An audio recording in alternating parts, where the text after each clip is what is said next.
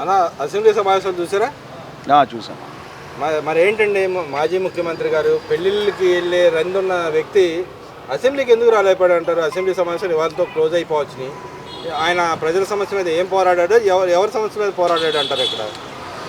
ఇప్పుడు ఈ మాజీ ముఖ్యమంత్రి వర్యులు ఎవరైతే ఉన్నారో ఆయన అధ్యక్షాన నిలబెట్టినటువంటి శాసనసభ్యుల్లో ఈ రాష్ట్రంలో 11 మందిని గెలిపించారు మన రాష్ట్ర ప్రజలు.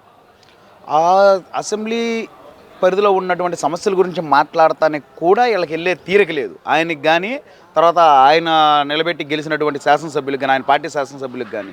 అంటే వీళ్ళు ప్రజా సమస్యల కోసం చేయట్లా. కానీ వీళ్ళు బయటకు వచ్చి చెప్పేసేది ఏంటంటే మేము రాష్ట్రం మొత్తం పాదయాత్ర చేస్తూ ఉన్నారు. ఒక నియోజకవర్గ ఉపాధి కోసం, ఒక నియోజకవర్గ బాగు కోసం, నియోజకవర్గ డెవలప్మెంట్ కోసం వెళ్ళి చేయలేని వాళ్ళు, అసెంబ్లీలో మాట్లాడలేని వాళ్ళు వీళ్ళు వచ్చి పాదయాత్రలు చేస్తాను అంటున్నారు. వీళ్ళు ఫంక్షన్లకి తిరగడానికి కానీ, లేదా బెంగళూరు ప్యాలెస్లోకి వెళ్ళి వాళ్ళ విలాసాలు చూసుకోవడానికి కానీ, చేయడానికి కానీ పెట్టినంత ఇంట్రెస్ట్ ఒక అసెంబ్లీ గురించి వచ్చి ఈ అసెంబ్లీలో వచ్చి మాట్లాడేటటువంటి ఇంట్రెస్ట్ వీళ్ళు చేయట్లేదు. ఎందుకని అంటారు? ఆ సమయం ఎందుకు లేదంటారు ఆయనకి? ఇప్పుడు ఆ సమయం ఎందుకు లేదంటే సమయం లేక కాదు. ఇక్కడ చూస్తుంటే ఎలా ఉందంటే మాట్లాడాల్సిన అవసరం నాకేంటి అన్న వైఖరి అక్కడ కనబడుతుంది. ఎందుకంటే ఈయన కొన్ని ప్రెస్ మీట్లో కూడా మనం చూద్దాం. రాష్ట్ర అభివృద్ధి గురించి కానీ, రాష్ట్ర బాగు గురించి కానీ, రాష్ట్ర డెవలప్మెంట్ గురించి కానీ ఏ ప్రెస్ మీట్లైనా ఆయన మాట్లాడారా?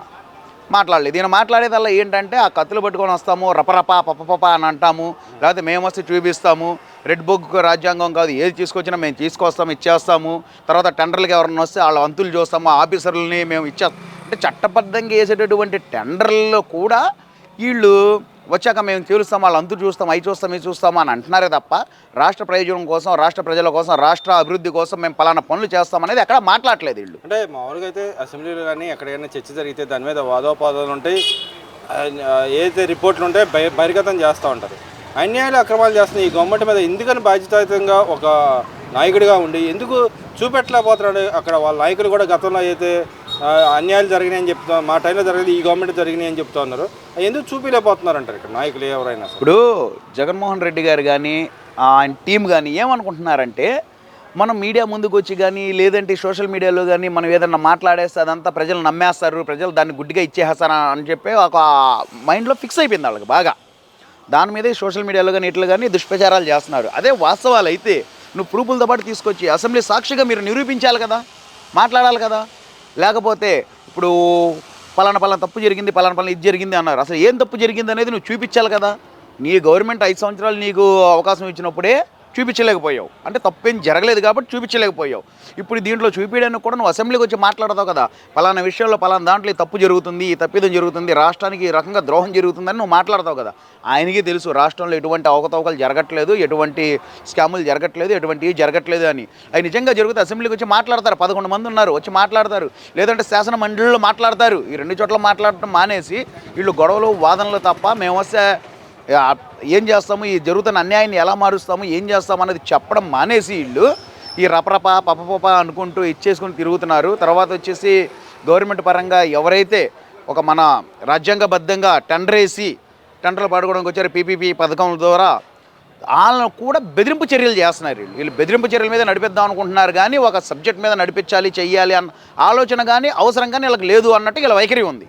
మరి ఇక్కడ చూసుకున్న మండలిలో ఏదైతే వాళ్ళ ఎమ్మెల్సీలు గత 10 రోజుల నుంచి కూడా తిరుపతి రెడ్డి వ్యవహారం మీద మాట్లాడదాం, కల్తీ వ్యవహారం మీద మాట్లాడదాం అని చెప్పి మాట్లాడిన వ్యక్తులు ఈరోజు గవర్నమెంట్ పారిపోతుందని చెప్పి మాట్లాడుతూ ఉన్నారు. మరి వాళ్ళు చేస్తున్న వైఖరి చూస్తే అన్న అసెంబ్లీ ఎమ్మెల్సీలో ఏదైతే మండలిలో దొరుకుతుందని స్టాల్ చేస్తూ ఉన్నారు. జరగని కూడా చూస్తూ ఉన్నారు. వాయిదా తీర్మానం ఇస్తారు, మాట్లాడటానికి రమ్మంటే రారు, ఎవిడేస్తారు. ఎందుకని ఈ పరిస్థితిలో ఉన్నారంటారు? అసలు ఆ మండలిలో అసలు ఏం చర్చిద్దామని వాళ్ళు అడిగిన దానికి ఏం జరిగిందంటారు? ఇప్పుడు ఒక వైఖరి అయితే కనపడుతుందండి. వీళ్ళు చేసిన తప్పులు దొరికిపోయాం మేము, ఇంకా ఈ తప్పులను ఎలాగైనా కప్పుపిచ్చుకోవాలి అన్నటువంటి వైఖరి క్లియర్ కట్గా కనపడుతుంది ఇందులో. ఉదాహరణకి మొన్న మద్యం స్కామ్లో అంతకుముందు ఈ జోగి రమేష్ గారు ఇది వెళ్ళారు. మొన్న 2 తండ్రి కొడుకుల పేర్లు వచ్చినాయి. దాదాపు 3,500 కోట్ల రూపాయలు వీళ్ళ అకౌంట్లో నుంచి బదిలీ చేసినాయి అని చెప్పి మన సూర్యారావుపేట పోలీస్ స్టేషన్లో కూడా కేసు నమోదైంది వాళ్ళ మీద. చర్యలో కూడా ఉన్న ఇది ఏంటంటే అధికారులని బెదిరింపు చర్యలు చేయడం, లేదా లంచాలు వేయడానికి ముందుకు వెళ్తాం చేయడం, ఇవన్నీ వైఖరి చేస్తున్నారు. అంటే వాళ్ళు చేసిన తప్పులు కప్పుచ్చుకోవడానికి చేస్తున్నటువంటి ఒక వ్యవహారాలు ఏవైతే ఉన్నాయో దానికి సంబంధించిన ఇవి అయితే ఉన్నాయో దాంట్లో భాగమే ఇది. అంటే ఇక్కడ మరి లడ్డు వ్యవహారం మీద ఎంత గొడవ చేసి నానయాగి చేసిన వాళ్ళు ఎందుకని దాని మీద చర్చకు వీళ్ళు రాలేకపోయారంటారు? ఇప్పుడు వాళ్ళ దగ్గర సబ్జెక్ట్ ఉంటే వస్తారండి. నివేదికలో తేలింది అది ఏంటి అనేది, దాని వ్యవహారం అంతా క్లియర్ కట్గా ఉంది, ఆ ఆధారాలతో సహా ఉంది. వీళ్ళు వచ్చి ఏమో సార్ చర్చకు వచ్చి ఏం మాట్లాడతారు? ఏదో ప్రజల ముందుకు వచ్చి ఇక్కడ షో చేయడానికి సోషల్ మీడియాలో ఆటలు ఇట్లా అబద్ధాలు చెప్పి చేసేపాటికైతే ఏదన్నా ఇదైద్ది. అక్కడ చర్చకు వచ్చి ఎదురుబెదురు మాట్లాడాలి అన్నప్పుడు చర్చకు రావడానికి వీళ్ళ దగ్గర సబ్జెక్ట్ ఉండాలి కదా. ముందు చేసిన తప్పిదం బయటకు వచ్చింది, ఆ తప్పిదాల మీద వీళ్ళు మాట్లాడే ఇది లేక వీళ్ళు రావడం మానేస్తున్నారు, అంతేకాని వేరేకి ఏం లేదు. పదే పదే వాళ్ళు చెప్తా ఉన్నారు కదా ఏది గత గవర్నమెంట్లో జరిగిందన్నారు. మరి అప్పటి నుంచి వీళ్ళు ఏం చేశారంట ఆ గవర్నమెంట్లో? గత గవర్నమెంట్ అంటే 2018-19 జరిగిందని చెప్పిన వ్యక్తులు 2019-24లో అసలు ఏం చేశారంటారు లడ్డు వ్యవహారంలో? మరి ఎందుకు చర్యలు తీసుకునేపోయారంటారు? ఇప్పుడు చెప్తుంది అదే కదండి. వీళ్ళు 5 సంవత్సరాలు పాలన అప్పు చెప్పారు. వాళ్ళు నిజంగా ఏదైనా తప్పులు చేస్తుంటే 5 సంవత్సరాల్లో అంటే తేవాల్సిన అవసరం, తప్పుదాలని పట్టించుకోవాల్సిన అవసరం వీళ్ళకి లేకపోయిందా, లేకపోతే అంత సత్తా వీళ్ళ దగ్గర లేకపోయిందా? ఒకటి, తేవాల్సినంత అవసరం వీళ్ళకి నిజంగానే తప్పు జరుగుతాయి 2014-19 దాకా తీసుకురావాల్సిన, బయటికి తీసుకొచ్చి ఆ తప్పులు నిరూపించాల్సిన, చట్టసాక్షిగా నిరూపించాల్సినటువంటి అవసరం వీళ్ళకి లేకపోతే ఈ గవర్నమెంట్ ఎందుకని రాష్ట్ర ప్రజలు దూరం పెట్టారు. ఒకటి. రెండోది, నిజంగానే అది జరిగి వాళ్ళని బయటికి తీసే సత్తా వీళ్ళకి లేకపోయినా సరే అటువంటి గవర్నమెంట్ కూడా, సత్తా లేని గవర్నమెంట్ మనకు అనవసరం తీసి పక్కన పెట్టారు.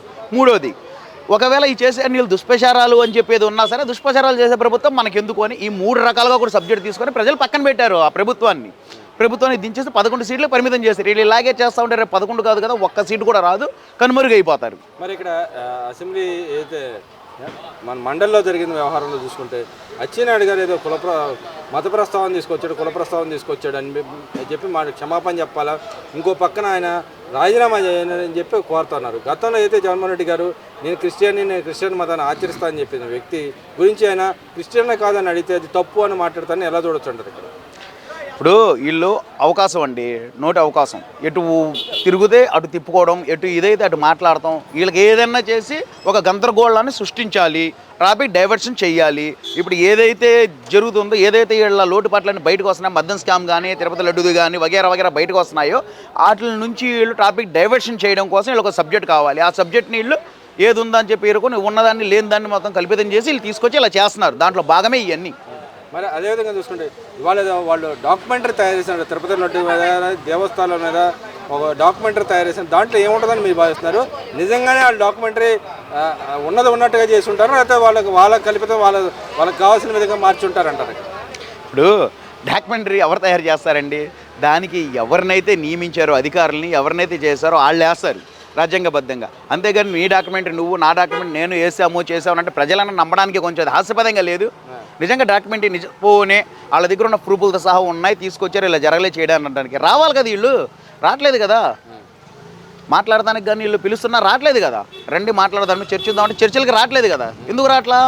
ఇది అంతా మసిపుని మాటకాయ చేసేటటువంటి ఒక పరిస్థితే తప్ప వేరేది ఏం లేదు దీంట్లో. అంటే ఇక్కడ నిన్న కరాఖండిగా ఆయన అడుగుతాను అచ్చెన్నాయుడు గారు, మీ వైఖరి ఏంటని బయ్యావుల కేసు కానీ వీళ్ళు కానీ వైసీపీ వైఖరి ఏంటి? తిరుపతి రోడ్లో కల్తీ జరగలేదని వాళ్ళు కొంతమంది నాయకులు మాట్లాడుతున్నారు. వాళ్ళ చైర్మన్ అయినా కల్తీ జరిగిందని చెప్తున్నారు. వాస్తవంగా కల్తీ కాదనేది ఎందుకు వాళ్ళ పార్టీ తరఫు నుంచి చెప్పలేకపోతుందంటారు, గట్టిగా వినిపించలేకపోతుందంటారు? ఇక్కడ ఇప్పుడు వాళ్ళు ఆల్మోస్ట్ జరిగినటువంటి తప్పిదం ఏదైతే ఉందో దాని గురించి మొత్తం నివేదికలు కానీ ఏదైనా సరే ఏంటంటే నిజంగానే తప్పు జరిగింది, 100% జరిగింది అనేది వచ్చిందండి.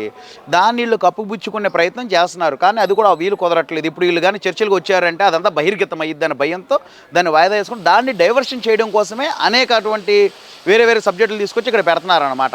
అంతేగాని వీళ్ళ దగ్గర తప్పు చేయలేదు, ఇచ్చేయలేదన్న ఆధారాలు మా దగ్గర ఉన్నాయి, చెయ్యే అనేదానికి లేదు. అవి ఉంటే ఎంతసేపు అసలు ఆగుతారా?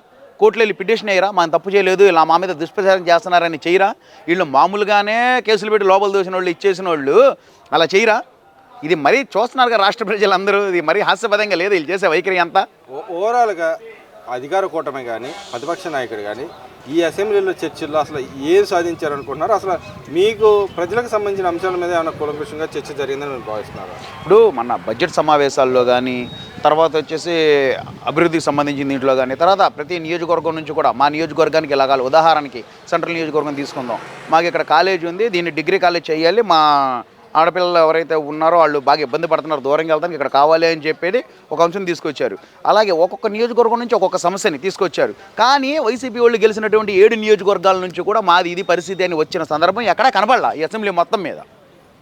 మండలిలో ఈ మండలిలో కూడా ఏది వీళ్ళు వచ్చిన తర్వాత ఏదన్నా చర్చలు మొదలవుతున్నాయనే వాటికి ఏదో ఒక వంక పెట్టుకొని గొడవ పెట్టేసుకోవడం, ఏదో ఒకటి చేసి దాన్ని రచ్చ చేసేయడం, దాన్ని ఇచ్చేసేయడం చేసి ఈ సమావేశాలు జరగకుండా ఆపడానికే ప్రయత్నిస్తున్నారు తప్ప, ఎందుకంటే లోటుపాట్లు అన్నీ ఇంకా క్షుణ్ణంగా బయటపడతాయేమో అన్న భయంతో అవి ఆపడానికే చూస్తున్నారు. కానీ శాసన మండలిలో కూడా దాంట్లో కూడా వైసీపీ నుంచి ఏం చర్చలు జరిగినాయి, ఏం చేశారు?